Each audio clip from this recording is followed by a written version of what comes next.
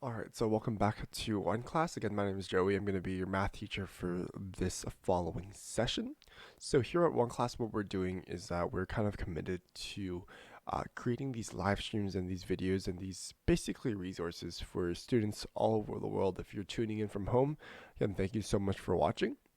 What we're doing here is we're creating these resources for these live streams of us kind of, for us, basically answering questions that are frequently asked by students at home. So if that was if questions you might have seen in school or in university or in college, basically we've collected all these questions, and specifically in mathematics and in chemistry. And what we're doing here is that we are here at OneClass, our teachers are verifying these questions for you, or solutions to these questions, so that you have the best resources moving forward. So if you're tuning in for the first time, thanks so much for tuning in. Again, my name is Joey. Just a little bit about myself. I'm currently a secondary school educator in Ontario. My teachable subjects are chemistry, music, and also mathematics. I'm just one course away from finishing up that teachable, so I'll have that teachable for September as well. So without further ado, let's get started. A lot of the questions we have for today would be kind of frequently asked in pre-algebra, algebra 1, and also geometry questions as well. So about grade 9 math I would probably rank this as maybe grade. Some of the questions might be grade 8, but it's from grade 8 to grade 9 math here. We have 10 questions for today. Again, if we do finish most of these questions in time, then I'll throw in some other questions for us as well for the hour. So let's get started on these problems here. Okay, so it says first question is how many cups in a pint? Easy measurement question. Again, most of these measurement questions are pretty easy, in my opinion, just because you basically have to memorize like a conversion chart, and you're basically set for all of these questions they throw at you. So it says how many. So I'm looking for cups in a pint here, and again, we're working in the imperial system.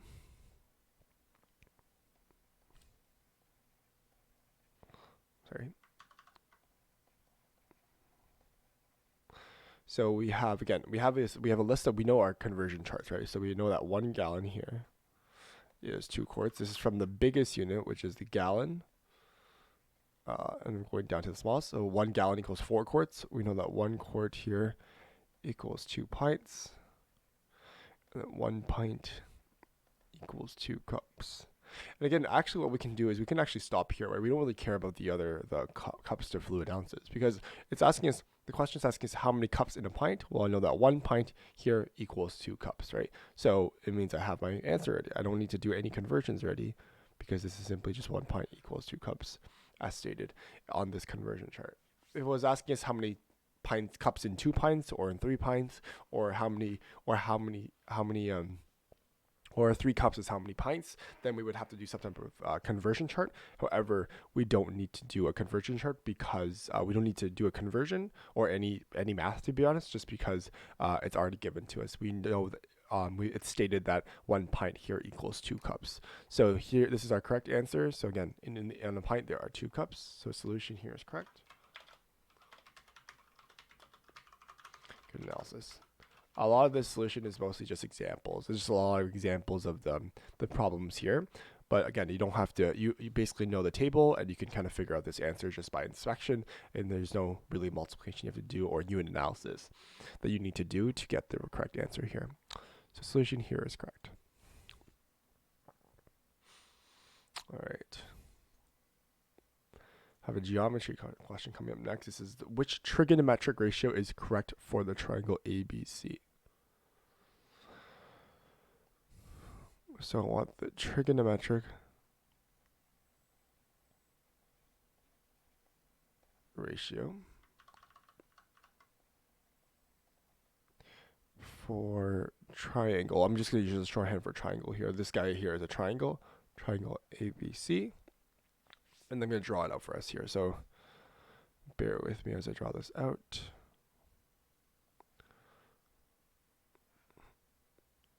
The line tool is actually pretty good, actually. So I'm going to keep using the line tool here. So this point is A. This guy here is B. This guy here is C, right? And we know that This side here is 24. This side here is 25. So here's 7. Again, it's not to scale, obviously. Their guy is a lot more to scale here. It's asking us which trigonometric ratio is correct here. So let's write these down. So we have A here. Let's see. Sine of A equals 24 over 25. This here's A. B here's tangent A equals 7 over 24. C here is cos A is 7 over 25. And finally, D says sine A is 25 over 24. Okay, so let's look at the first one here. We're looking at sine A equals 24 over 25. So I'm looking at sine A here. Where's A first? A here, we know it's this side here. So our angle here would be angle A here. This here would be angle A, right? And in this case, it's sine A, tangent A, cos A, and sine A. So we really just care about this number, this angle here. And we need to know sine A here. What does sine actually equal here? Sine here equals the opposite over the hypotenuse, right? The opposite over the hypotenuse. So we know that through our mnemonic, we know that it's SOHCAHTOA, right? We know that sine is opposite over hypotenuse. SOHCAHTOA, if you're not familiar with this mnemonic, sine is opposite over hypotenuse, cosine here is adjacent over hypotenuse, and tangent is opposite over adjacent, right? So again, sine here is opposite over hypotenuse. This here is the opposite of A. This here is the hypotenuse, right? So opposite over A here, which is 7 over 25. So which means sine A cannot be 24 over 25, and sine A cannot be 25 over 24. So immediately A and D are the wrong answers here, because I know it's 7 over 25. We can look at B here. B says tangent of A equals 7 over 24. So if we look at tangent states that tangent equals opposite over adjacent. So this here is the opposite, and the adjacent side to this angle A here is this guy here. So it's 7 opposite over 24. So tangent here, A equals 7 over 24. Here is the correct answer. So B here is our correct answer. We can verify the solution even further by saying, is C here the wrong answer? So let's look at C here. We're looking at the cos A here. Cos A would be our if you look at Ka here, CAH, cosine equals adjacent over hypotenuse. So the adjacent side over the hypotenuse, right? So it would be 24 over 25. So this here is the wrong answer because they wrote 7 over 25. So the solution here is wrong. Therefore, the answer is tangent A, sorry, not B, equals 7 over 24 is the correct trigonometric ratio. And as you can see, they said option B here is the correct answer as well. That's good. So it's false because sine angle equals the length of the perpendicular side to the hypotenuse. Therefore, it's 7 over 25. That's good. So again, sine here is opposite over the hypotenuse, 7 over 25. Tangent, we said it was correct answer, which is great. False, because cosine here, cosine A equals the adjacent over hypotenuse, right? So the adjacent here is 24, hypotenuse here is 25, right? So it would be 24 over 25, which is correct. And again, we said that sine A is 7 over 25, opposite over hypotenuse already. So this answer must be wrong. So therefore, option B is correct. So solution is correct. Good analysis here.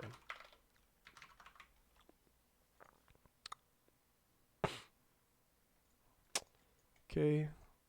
Number 3 is asking write 5.25 as a fraction.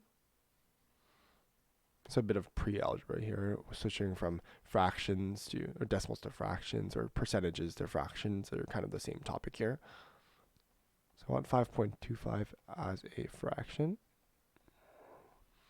So when we look at this number here, we can think of this as I could think of this algebraically, like what they did here, but I like to think of this more logically than algebraically, just because I find that students in pre-algebra algebra is also a new concept for pre-algebra, obviously. So I like to kind of use logic to kind of figure this out before we kind of use algebra here.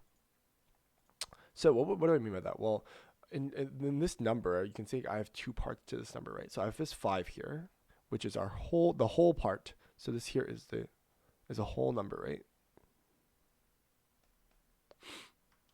This 5 here is the whole number.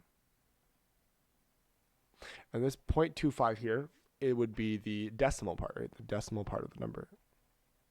Whatever comes On the left of the decimal is a whole number. When it comes to the right of the decimal is obviously the decimal part, right? So I'm going to say decimal part here. So therefore, when we switch this to a fraction, I will have a whole part and also a fraction part, right? So I'm expecting here, I'm outputting a whole number here and also a fraction part, right? A fraction part. So if my whole number here is 5, obviously my whole number for a fraction would also be 5.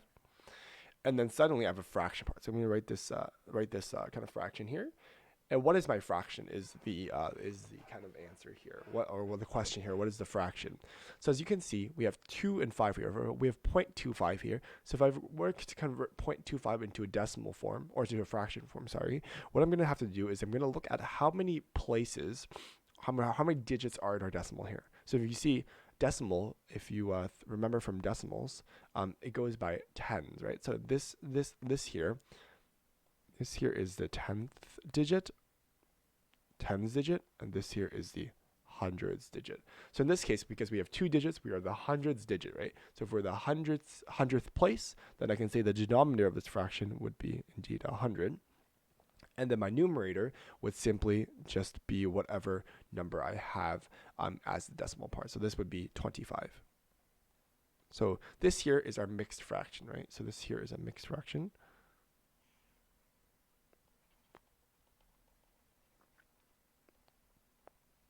And then finally, if I want to convert this guy into a improper fraction, or just to convert this guy into a just only having one fraction, what I can do is I'm going to use this formula to create an improper fraction. And how I would do that, I would take the whole number here.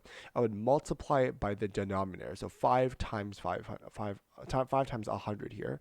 5 multiplied by 100, and then I'm going to add the numerator here. So 5 times 100 is 500, plus 25 here is 525. So my improper fraction will have a numerator of 525 divided by the denominator remains the same, so 100 here. So 525 would be my improper fraction here. And what I can do now is I can actually reduce this to lowest terms, right? So reduce to lowest terms. This could be our answer here, but ideally we like to see that our fraction is always the lowest terms. So if I look at these two numbers, I am looking for a common denominator here, right? In this case, I see that 525 and 100 here is divisible by 25, right? 25 times 4 here would give me 100. So this would be 4, because I can divide this by 25. I can divide also this side by 25, and I would get, in this case here, I would get, I believe 525 divided by is 24. Or 21, sorry. So this would be 21 over 24. And this here is our correct answer. So 21 over 24 is the fraction for 5.25 as a fraction here. And again, the solution here is correct. 21 over 24 is the correct answer. What they did here was they let x be 5.25, so they used algebra to solve for this, and then we multiplied both sides by 100 to get rid of the decimal, and then they created the fraction here. So again, it depends on which way you like. I usually teach this part before I teach the algebraic part, just because this part seems to be a little bit easier to kind of follow along because it's more intuitive. But again, this is more, if you're comfortable with algebra, you definitely do this way here. So solution here is correct. Good analysis.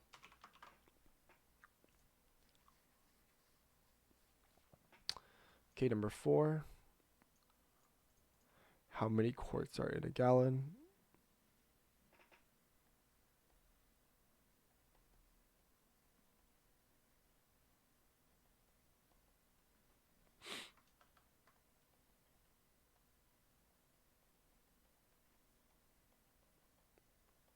Again, the empirical system is what we're working with, right? This is, and we're measuring volume. Empirical, and we're measuring, this is measuring volume here. Sorry, give me a second, let me rewrite this word here. Empirical. and we're measuring volume. Okay, so it's asking again, how many quarts are in a gallon? Well, I can write down my my conversion charts here first, and actually, my answer actually already comes in the first conversion here. 1 gallon here equals 4 quarts here, and this is something you're probably going to need to memorize if you're looking to do conversions. 1 gallon equals 4 quarts, and I don't actually have to write down much more further steps because I have this here is my answer. It's asking us how many quarts are in a gallon. Well, know that 1 gallon here equals 4 quarts, so therefore there are 4 quarts in a gallon, right? So again, this answer is correct. There are 4 quarts in a gallon. Again, not much math here because I'm not converting. The conversion table has already done the math for me here. So solution here is correct. Good analysis.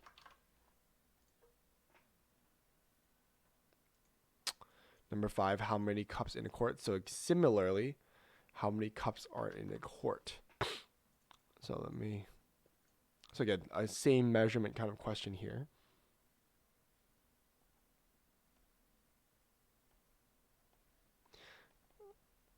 How many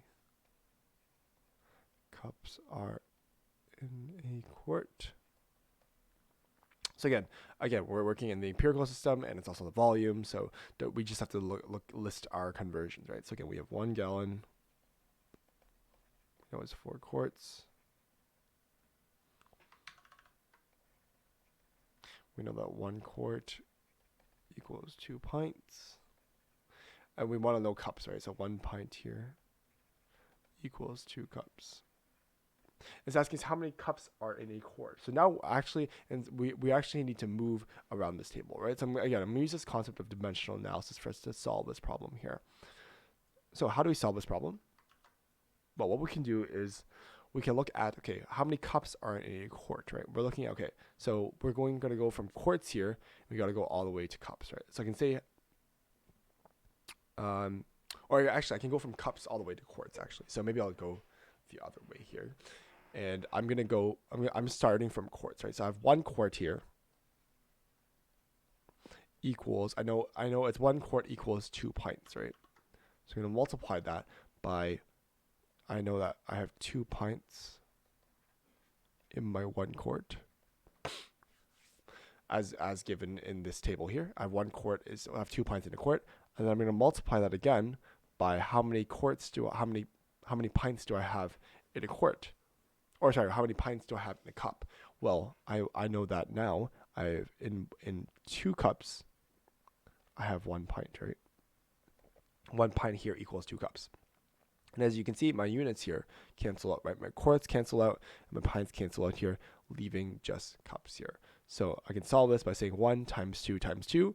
So 1 times 2 is 2. 2 times 2 here is 4, right? So this here would give me 4 cups.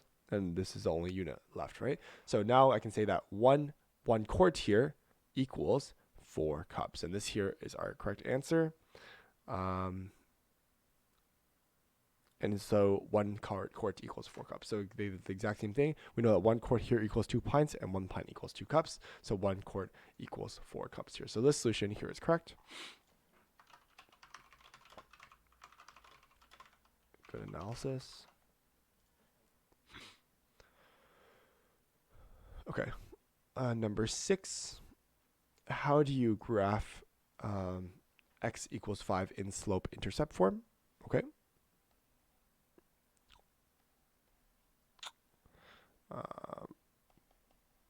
How do you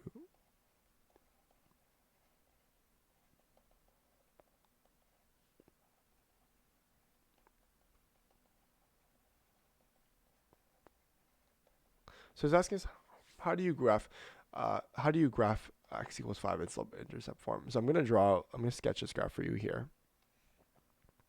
And what we have here is we have x equals 5, right? So if we look at our table here, remember this here is our x-axis and this here is our y-axis, right? And we have x equals 5. X equals 5 means I have to go, I'm counting from, this is positive 1, this here is 2, 3, 4, and 5 here. So I have my first point is going to be here, and this here is actually going to be a vertical line. So I'm basically going to draw a vertical line from here, passing through. can I pass through the point here? Yeah, something like that. It's going to equal kind of this point here. X equals 5. My line's not perfectly straight, but this here is x equals 5. And we know that this exists because at every point, x is going to equal 5. The y value does not matter. There's no y value here, right? Again, this is just simply one variable, and I have it's just simply x equals 5. So at every y here, it doesn't matter. It's not independent of y. X will equal 5 for basically every y value here. So there's no y value. So every point, it's going to be x equals 5. So it's always going to fall between this line here. So maybe I'll draw an arrow here. So it doesn't matter about my y value. It doesn't matter if my y value is 1 or 3 or something like that. It's always going to equal 5 here. So it makes a vertical line here.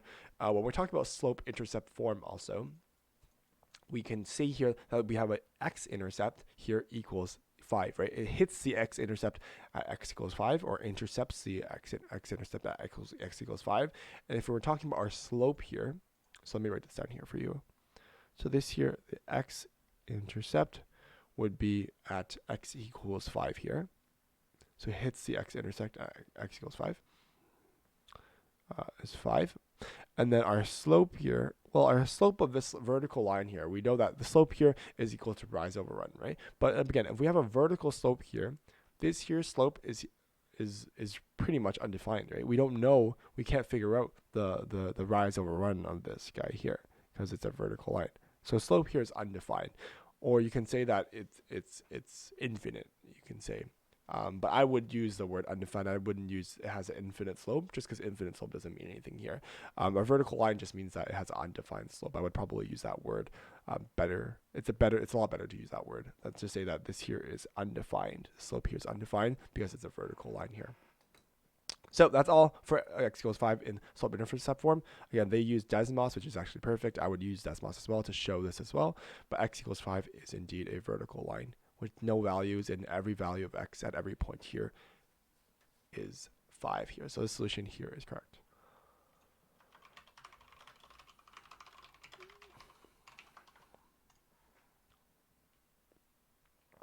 Okay, number 7.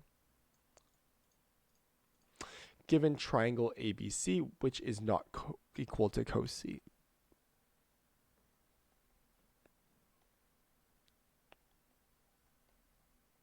Triangle BC, which is not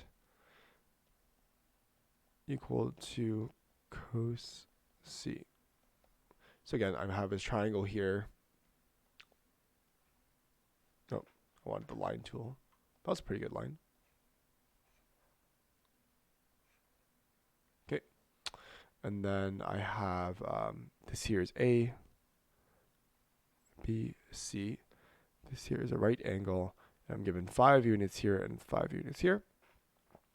He's asking, okay, and I'm given 4 choices here. I have which is not equal to sine C here, or cosine C. Sorry, sine C, sine A, tangent C, cos A. So it's not. So we're asking which, given triangle ABC, which is not equal to cos C. So first of all, let's figure out what is cos C. So cos C here, we're going to take this angle here, right? This here is our C angle here, and cosine, again, SOHCAHTOA, right?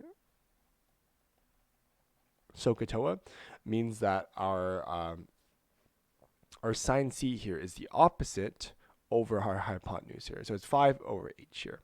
So cosine here, or sorry, cosine here is adjacent here. So it's A, which is this 5 here, over hypotenuse. So this here equals 5 over, I'm gonna label this as x, 5 over x here. Which is not equal to 5 over x. And actually, let's solve for this x here, because we can.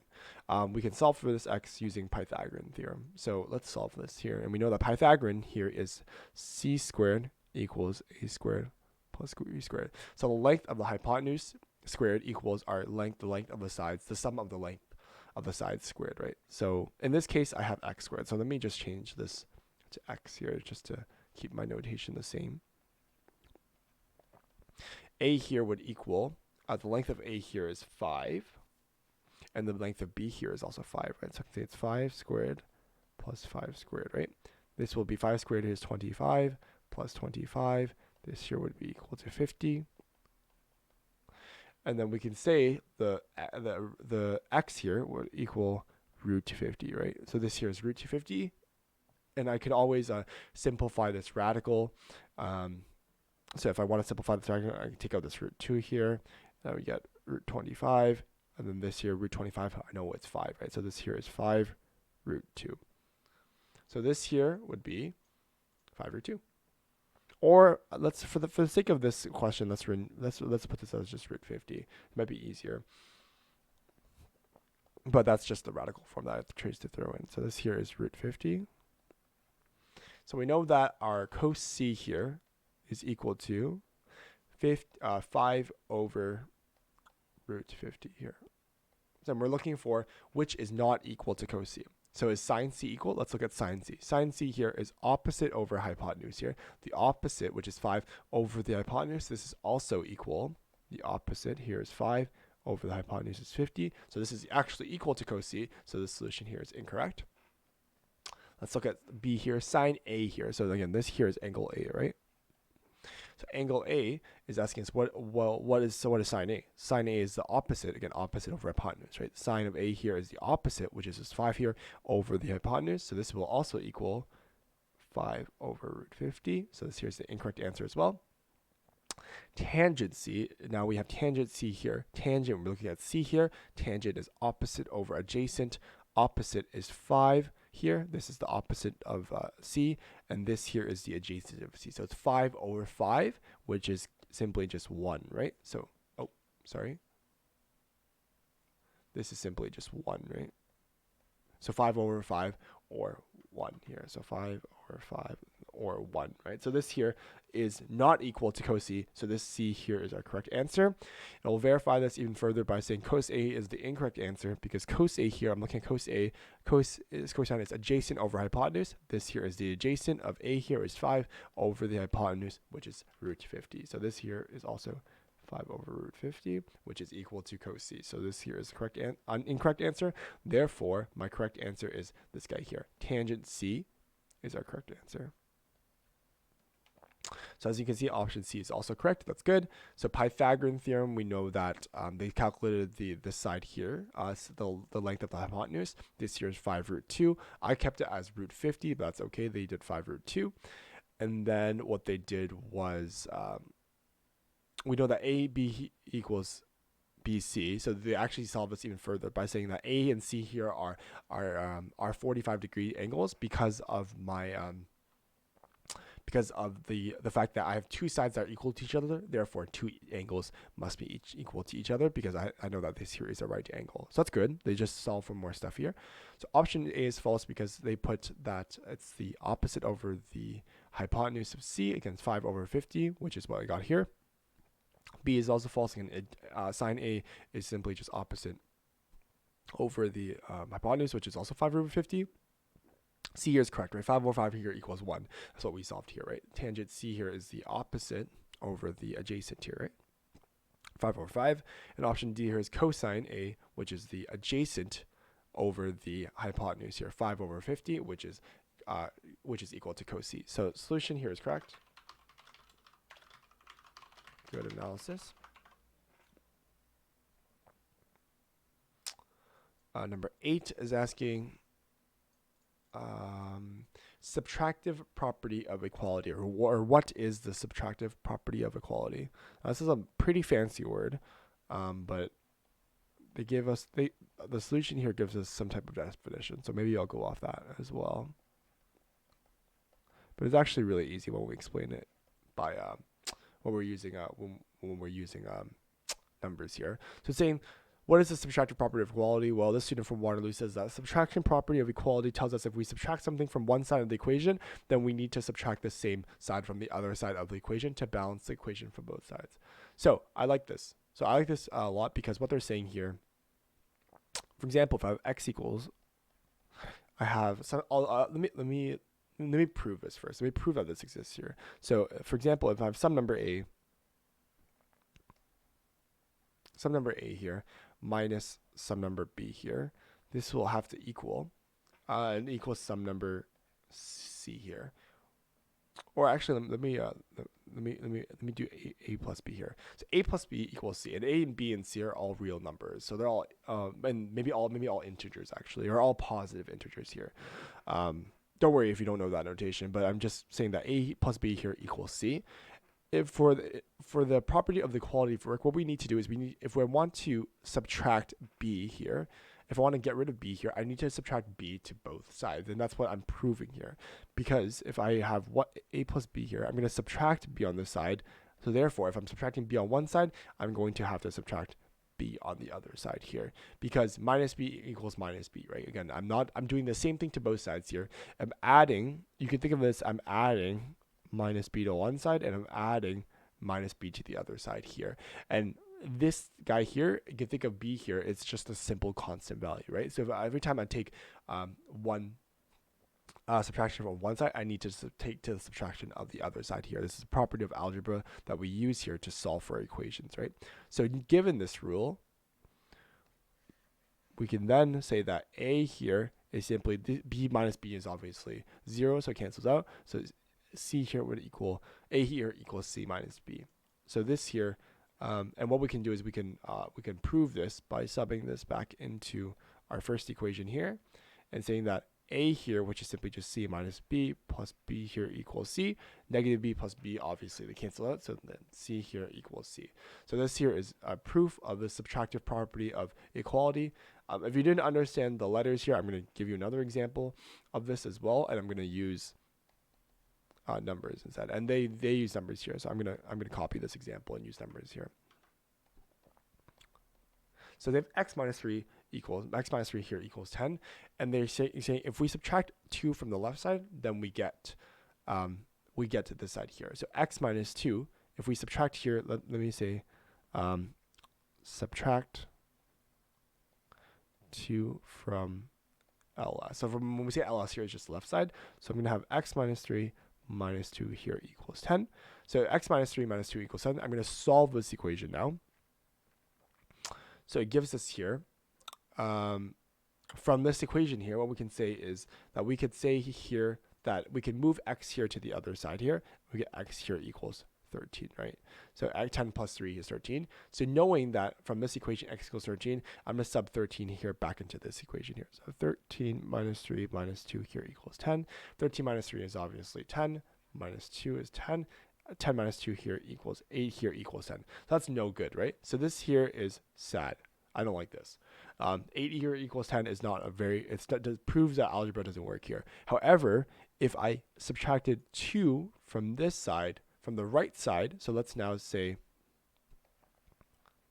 subtract 2 from right side, then now we get minus 2 here, I get minus 2 here, minus 2 here, then I can say that 10 minus 2 here equals 8 here, and this is now good, right? We like this stuff, right? 8 here equals 8 is a great equation here. It means our algebra works here. So therefore, what we're saying here, then we need to subtract 2 from the left side, and we need to subtract 2 from the right side. If we only subtract 2 from the left side or any other arbitrary number here, we're not going to get the correct solution, and algebra kind of falls apart here. So we need to do subtraction from both sides in order to keep our algebra consistent, to make us, again, 8 equals 8. It's a happy face, right? So we're good for that. So the solution here is correct. Good analysis. Here was number 8. Number 9 is asking us, how do you write negative 13 over 16 as a decimal?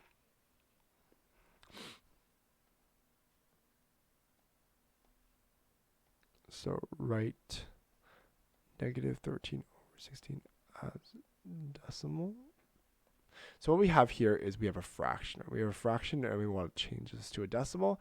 So what we can do is the solution here is actually really, really good, and they did long division. So let me just break this down into our parts here. So what we're going to have to do is we're going to have to do division, and we're going to have to do this long division. We're basically putting the denominator is going to go here, which is 16, and our numerator is going to go into our dividend, which is this guy here. So I'm going to cancel this arrow and just simply put negative 13.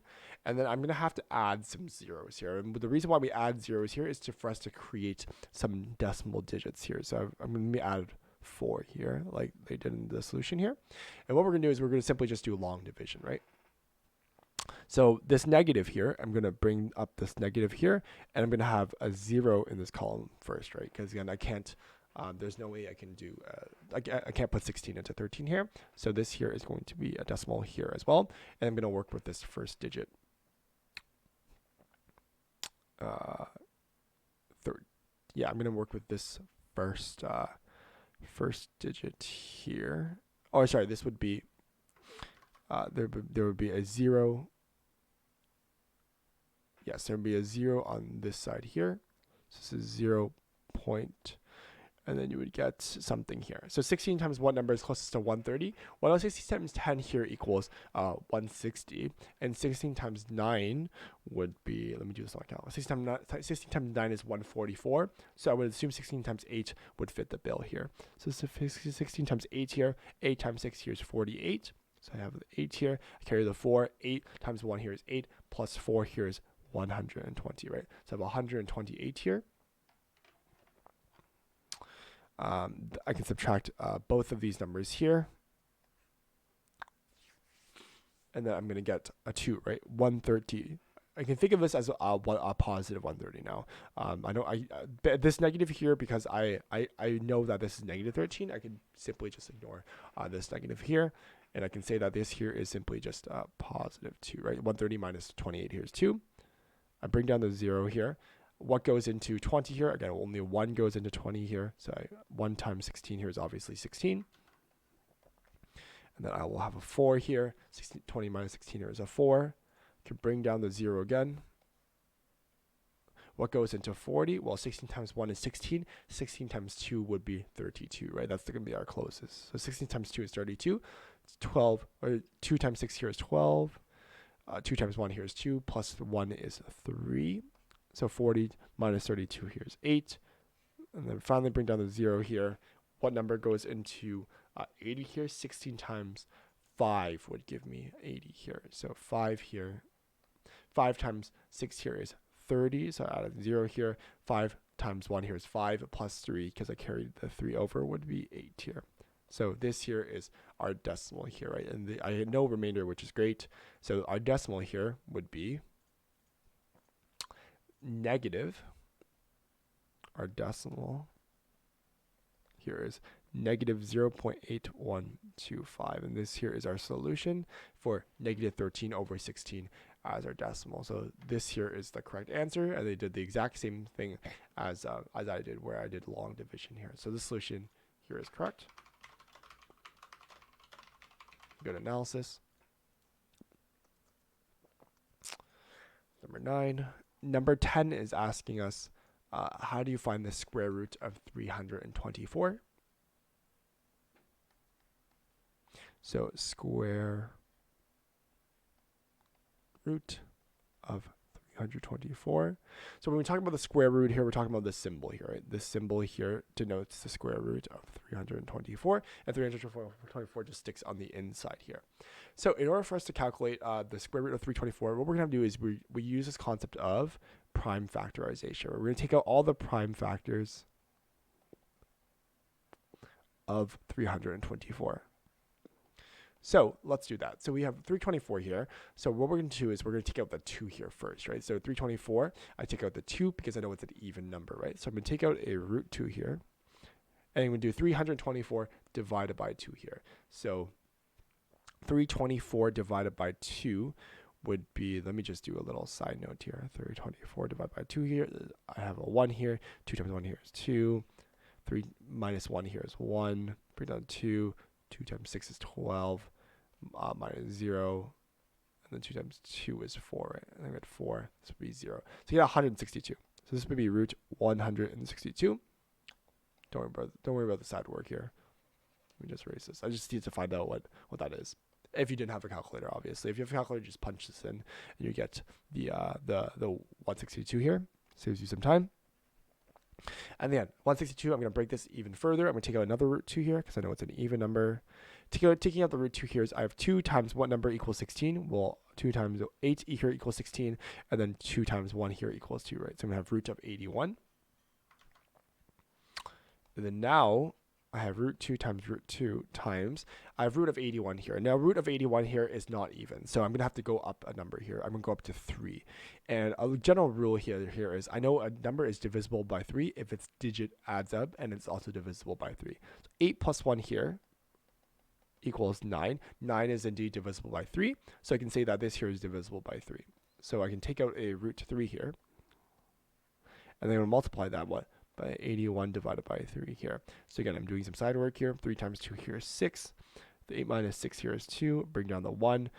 This here is 7, right? So this here is root of 27 here, because 21 minus 21. That's awesome. So I can now do the same thing again.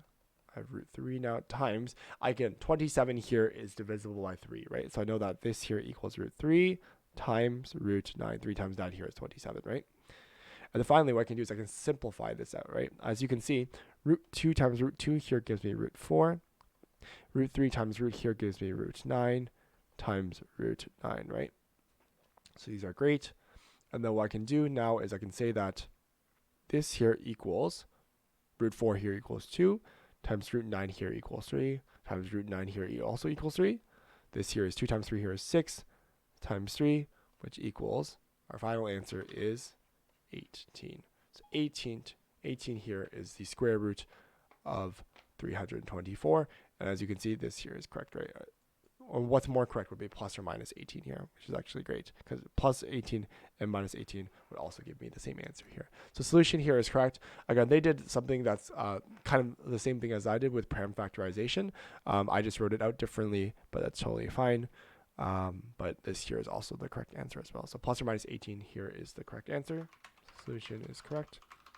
Good analysis here. And then finally, I have last question. This is question 11 of the day here. It's asking us what is 0.8, sorry, as a fraction in simplest forms.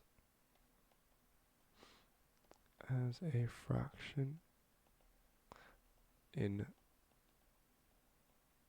simplest form.